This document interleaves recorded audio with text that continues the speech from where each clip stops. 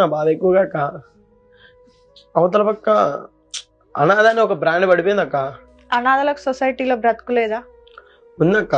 మరి ఎంత అరే ఇప్పుడు ఈ రోజు నువ్వు అనాథలా ఉన్నావు అనుకుందాం, సరే ఈ రోజు నీకు 51,000 మంది నిన్ను ఫాలో అవుతున్నారు ఇన్స్టాగ్రామ్ లో, అవునా? అవునక్క. వాళ్ళందరూ నిన్ను ఎందుకు ఫాలో అవుతున్నారు? తమాషాకు ఫాలో అవుతున్నారా? 50,000 మందిలో అట్లీస్ట్ ఒక 20,000 మంది స్టార్ ఉప్పి యాదవ్ అంటే ఇష్టంతో ఫాలో అవుతున్నారుగా.